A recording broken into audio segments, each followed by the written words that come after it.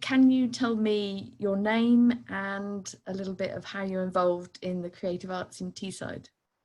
So I'm Catherine Hall and I'm project lead of the Artrium in Hartlepool. We're a mental health charity that use art as a way of improving mental health or just getting back into the community for a lot of people. We only work with adults as well. We have a studio in Park Road and a gallery and shop in the Middleton Grange Shopping Centre. And it's been going since 2005, but I've only been involved since 2012, I believe. So, okay, terrific. It's one question that I ask everyone involved in the project is, what are the benefits of the creative arts? And I'm really interested in this kind of community engagement with the arts. So how do you go about it? How do you find people? How do you get people to participate? And what do you do? Run workshops? Can you tell me a little bit about the process or some examples?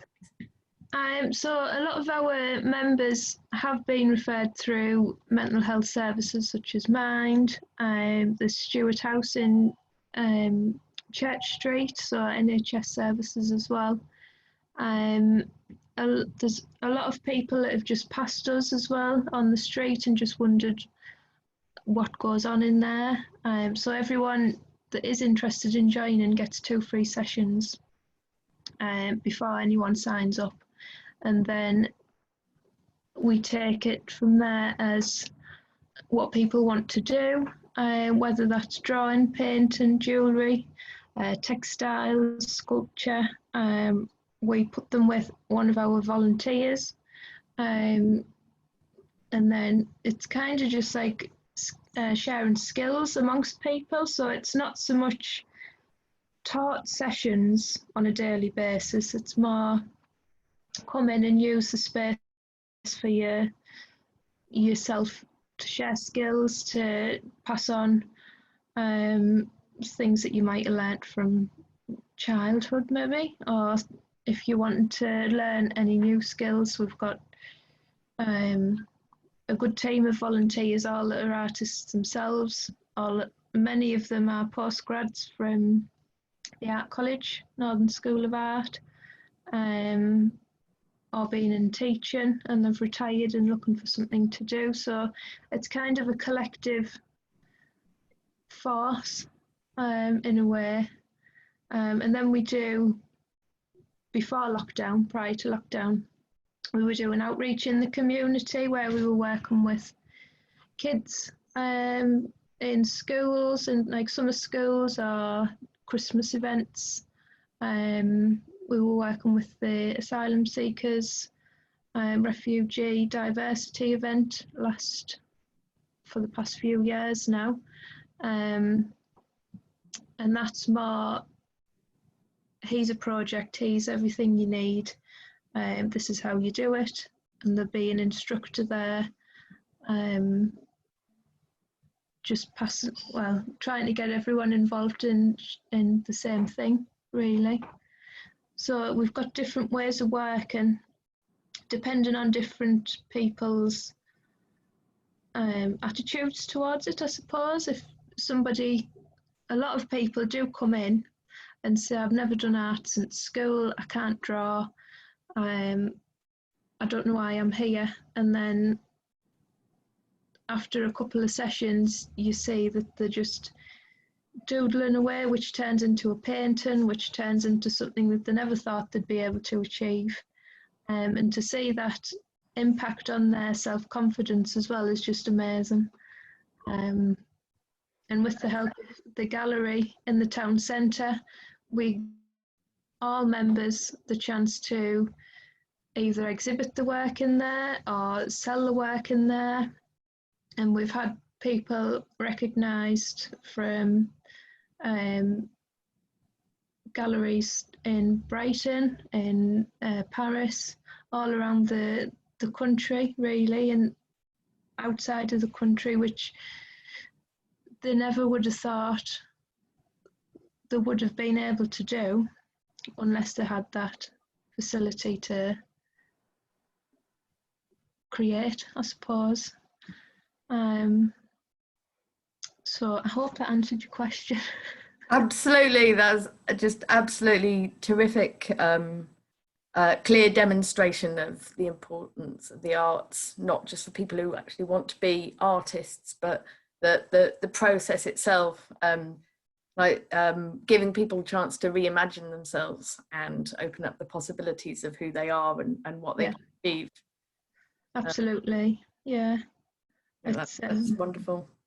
I saw the other day a short film that a refugee had made in Hartlepool with Maxi Bianco. Was that one of your? Oh, yeah. Not one of ours, no. I know, not personally, but I have known from Maxi Bianco from college. We used to go to the same college. But there's a lot of creative people, a lot of creative outlets within the town, which is, we kind of bounce off each other as well. We've been involved with people in the biz before, we've been involved with other external art groups. So it's coming together and joining forces for the purpose of art as well, which it's great to get involved with people that may be doing something slightly different. We have created a few video tutorials over the last couple of months now. That was through funding from the Arts Council as well, just to help people while they've been in lockdown, if they've been shielding at home, just trying to keep up the community spirit and the importance of being creative, to keep your mind active, to maybe create something that you've always wanted to but you've never known how to. So I think video, it's something new to me. I've never done anything in that kind of area before, but it's been really interesting to see who's getting involved, how many people are getting to watch it. It's good to branch out, I suppose. And I think over lockdown, we've had to adapt into new ways that maybe we wouldn't have looked into before. So like more online tutorials, parcel drops, that kind of thing.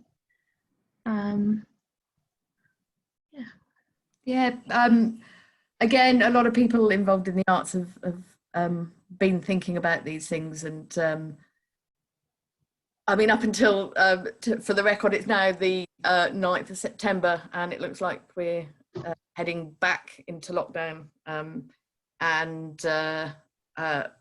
we were looking at getting back though until a couple of days ago, and I've been interested to see what we can carry on doing online, and what we can bring from all this new technology into making the arts more accessible.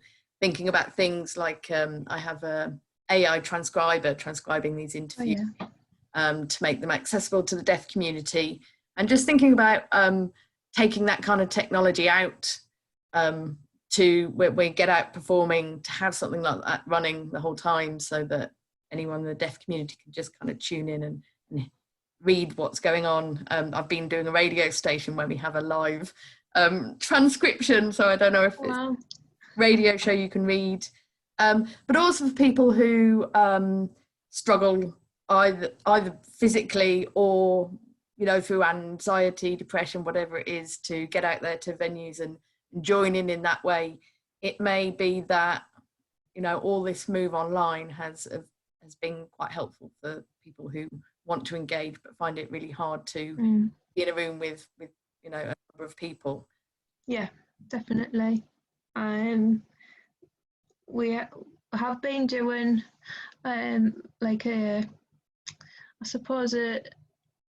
just a chat session on a Friday dinner time every week since maybe the second month into lockdown. and that's proved really successful to keep people that would generally meet each other within the studio, within the gallery, keeping them in touch with each other, because they might be living in totally different areas of the town. Some live outside of the town. So to keep that going and ensuring that people who can't get out because of health reasons, or they're maybe just too anxious to get out into the community, we've had really positive feedback on the ability for people to stay in touch. Not everyone has social media, not everyone has access to the internet, especially our older group of members. So funding through the Arts Council helped us get some computer tablets, which we could give to the people that don't have that access already, that are living alone, that needed that, I suppose, link up, whether it was to the atrium itself or whether it was just to other members that they would see on a daily basis. That's been really helpful in keeping up their mental health, to stop them going back over, to, I suppose, keep up their positive mentality that there is an end to this. It's not going to be forever. There is things to be doing while you're at home. You're not alone as well. I think a lot of people are feeling, especially now that we're into like 6th, 7th month of lockdown, a lot of people think it's going to be going on forever. There's not an end, but if we're able to keep in touch with everyone that is part of our community and keep that conversation going, that we've all got the same interests, we've all got the same drive to improve, whether that's our physical health, mental health, or artistic skill that maybe you want to learn. It's been really a silver lining, I suppose, in quite a dark time.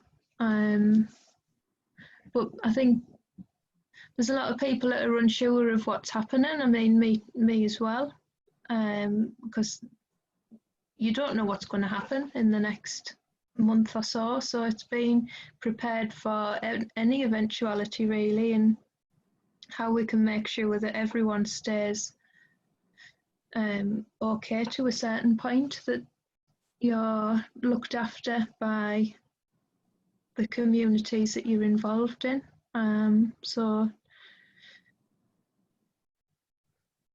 there's loads of different ways that you can tap into that, but I think we've been learning as we go, really, and it's proved very helpful to a lot of people, and very helpful to the charity as well, because it has opened up new avenues, or more accessible online when you can't come into the building. We've had more art packs that can be delivered, so you could get a little project in a pack that you could work along with your friends on the online conversations that we're having, or whether you just wanted to work at your own pace.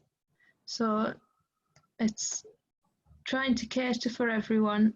It's been interesting, but it's been quite rewarding as well over this time. Brilliant. Well, you're clearly helping a lot of people through a very difficult time, and it's fantastic work that you do, and I'm really glad you got funding for that technology. I think that's something that if this is going to be a bit longer term, then we really need to think about the people that are being excluded from so many things because they just haven't got you know, a simple device that they really do need. It's been lovely to talk to you and fantastic to hear about the work that you do. And I'd love to come back to you at some point and see how it's gone. And once we get out of this, what we can all take out of it and use to improve our practice. Definitely. Thank you. Thanks so much. Thank you. Take care. Bye.